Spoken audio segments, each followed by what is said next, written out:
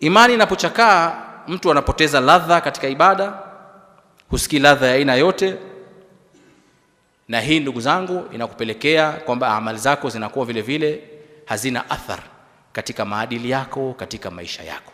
Na ndio maana tunafanya ibada hatubadiliki.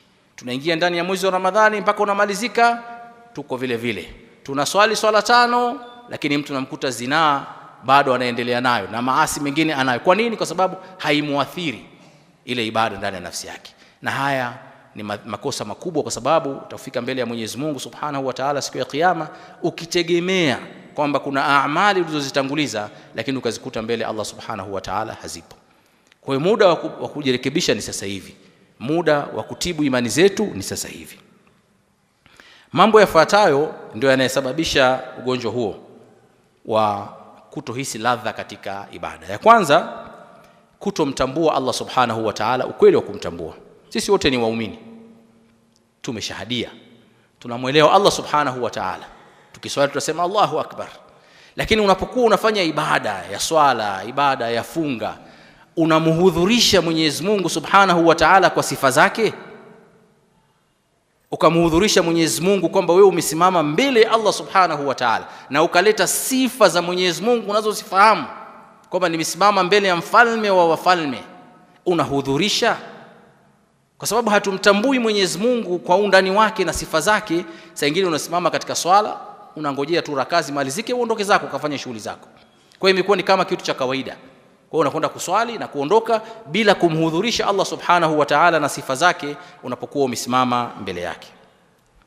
Ndugu zangu, ili umpende Allah Subhanahu wa Ta'ala, umuogope Allah Subhanahu wa Ta'ala, ni lazima umtambue na utambue na sifa zake na uwezo wake. Kwa hiyo unapofanya ibada, ndugu yangu Muislamu, hudhurisha kwamba umesimama mbele ya Allah Subhanahu wa Ta'ala, ambaye neema zote ulizonazo zote amekupa Allah Subhanahu wa Ta'ala. Iwe ni afya, iwe ni mali, iwe ni watoto, iwe ni elimu, iwe ni cheo, iwe ni nyumba. Neema yote unaijua wewe mwenyewe, na neema tunazo nyingi sana. Hudhurisha kwamba neema zote nilizonazo mimi alionipa ni Allah Subhanahu wa Ta'ala, ambaye sasa hivi mimi nimesimama mbele yake, ambaye sasa hivi mimi nimefunga kwa ajili yake, ambaye mimi sasa hivi nazungumza naye kupitia Qur'an, ambaye mimi sasa hivi natoa sadaka, nampa yeye Mwenyezi Mungu Subhanahu wa Ta'ala katika kile alichoniruzuku. Ukiweka kumhudhurisha Mwenyezi Mungu kwa mtazamo huo na sifa hizo, ndio moyo wako unaweza ukashtuka ukakufanya uwe hadhir katika ibada unayoifanya. Na hivi ndivyo walikuwa wakifanya masahaba wa Mtume sallallahu alaihi wasallam, walikuwa wakifanya waja wema waliotangulia. Mwenyezi Mungu anasema, wama bikum min ni'matin famin Allah, hakuna neema yoyote mlionayo isipokuwa imetoka kwa Allah Subhanahu wa Ta'ala. Sisi hapa duniani katika maisha yetu, ndugu zangu, wallahi mtu akikufanyia fadhila ndogo tu umsahau. Hata ukimwona anakuja kule mbele utamsimamia, sio kwa jambo lingine. Yule bwana siwezi kumsahau katika maisha yangu, aliniokoa katika sehemu nilikuwa na dhiki, nilikuwa na shida. Amekufanyia kitu kimoja tu. Lakini Allah Subhanahu wa Ta'ala, ambaye hakuna neema ulionayo isipokuwa Mwenyezi Mungu amekupa, leo unaposimama mbele yake, unaposoma Qur'ani, unapofunga, unapotoa sadaka, humhudhurishi kabisa kwamba unamfanyia Allah Subhanahu wa Ta'ala, bali unahudhurisha watu wengine. Hapa ndipo ambapo tunapoteza ladha ya ibada zetu tunazozifanya, na hii inapelekea imani zetu kuwa zinapungua. Mwenyezi Mungu anasema, wa in ta'uddu ni'matallahi la tuhsuha, mkitaka kuzihesabu neema za Mwenyezi Mungu hamwezi kuzihesabu. Inna Allaha laghafurun rahim, kwa ajili hiyo Mwenyezi Mungu ni mwingi wa maghfira na wasameheni, na ni mwingi wa huruma vile vile. Ndugu yangu Muislamu, ukifanya ibada hudhurisha kwamba wewe si chochote si lolote, yani bila Allah Subhanahu wa Ta'ala wewe ni sifri. Hudhurisha hivyo, hudhurisha nafsi yako kwamba wewe ni fakiri na ni maskini, umesimama mbele ya tajiri wa matajiri ambaye ni Allah Subhanahu wa Ta'ala, mfalme wa wafalme. Kama ambavyo leo ungeitwa wewe fulani ibn fulani, ukasimame mbele ya rais wa Jamhuri ya Muungano wa Tanzania, alafu anakwambia simama pale, sema shida zako. Kwanza hata shida zenyewe zitapotea kichwani, hutokumbuka hata una shida gani, uanzie wapi, ukumbuki. Kwa kufanya nini? Kwa ile hirsi uliokuwa nayo, pupa uliokuwa nayo, binadamu mwenzako. Lakini leo unasimama mbele ya Allah subhanahu wa ta'ala, ambaye amekwambia niko karibu yako na kusikia.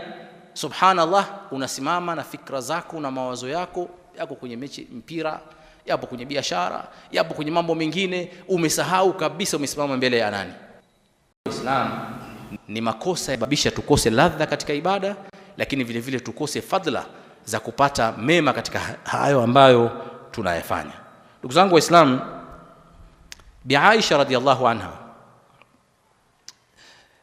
masahaba walimshangaa alipokuwa anajiwa na maskini. Anaingia ndani, anachukua zile dananir, fedha zile, coin. Kabla hajawapa anazipakaa miski, yani anazipakaa manukato yenye kunukia sana, halafu ndio anawakabidhi. Wakamuuliza, ya Aisha, inatosha tu kuwapa mpaka manukato, mpaka miski ya nini? Aisha akasema, mimi simpi huyu maskini, mimi nampa Allah subhanahu wa ta'ala. Mimi simuoni mbele yangu maskini, mimi namuona aliyoamrisha nimpe huyu maskini ambaye ni Allah subhanahu wa ta'ala, na uona mkono wa Mwenyezi Mungu ndio unaopokea. Subhanallah. Ukiwa na hisia hizi, ndugu yangu Muislamu, utahisi ladha unapotoa, utahisi ladha unapofanya ibada ya kutoa.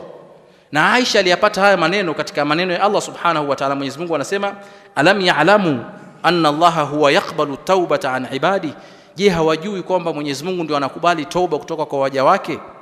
Wa ya'khudhu sadaqat, na Mwenyezi Mungu ndio anayechukua sadaka. Hawaelewi. Aisha alivyoisoma hii aya akajua anayechukua sadaka ni Mwenyezi Mungu. Huyu ni sababu tu ya mimi kufika kwa Allah subhanahu wa ta'ala. Kwa hiyo anaipaka manukato kwa sababu anahisi anampa Allah subhanahu wa ta'ala.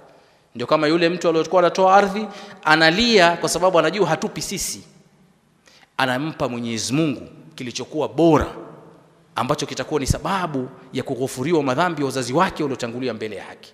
Hizi ndio hisia ambazo tunatakiwa tuwe nazo, ndugu zangu Waislamu, katika ibada tunazozifanya. Ndugu yangu Muislamu, ukiwa unafanya ibada, hudhurisha kwamba uko mbele ya Mwenyezi Mungu, anajua siri zako zote, lakini amekustiri. Anajua siri zote, amekustiri. Wallahi, lao tukimwambia mmoja wetu leo hapa tunamwekea milioni 20 cash, lakini tuweke pale screen ya TV akae yeye na familia yake, tuonyeshe maisha yake yote, yaonyeshwe kuanzia alivyobaligh mpaka sasa hivi, atasema hiyo hela kaa nayo mwenyewe. Muonyeshe siri zangu shekhi, madudu niliyoyafanya mimi. Haya madudu si unayo wewe? Mwenyezi Mungu hayafahamu madudu uliyofanya? Anaelewa each and everything, anakujua ndani nje. Utawadanganya wenzako tu, lakini unaposimama kuswali ukahudhurisha kwamba mimi niko mbele ya sitir, mwenye kunistiri, anayeweza kunifedhehesha, anaweza kunifanya mimi nikawa kichekesho, ni huyu Mwenyezi Mungu, niko mbele yake. Wallahi, surati al-Fatiha itakutoka ndani ya moyo wako. Utapokwenda kusujudu utatamani usiondoke, utatamani usiondoke kwenye sijida kumshukuru Mwenyezi Mungu ambaye amekustiri aibu zako. Sasa hudhurisha maana hiyo. Mwenyezi Mungu Subhanahu wa Ta'ala anajisifu, anasema ya'lamu kha'inatul a'yuni wa ma tukhfi as-sudur. Mwenyezi Mungu anaelewa mpaka khiana ya jicho. Unavomwangalia mwenzako, unamwangalia vizuri kwa khiana, unamwangalia vibaya, Mwenyezi Mungu anajua. Na yale yaliyofichwa katika vifua, hakuna siri mbele ya Allah Subhanahu wa Ta'ala. Sisi wote ndugu zangu hapa ni fedheha. Kinachotufanya tuonekane watu wazuri, tunasifika, unaheshimika, ni stara ya Mwenyezi Mungu peke yake. Bila stara ya Mwenyezi Mungu wote tuko uchi.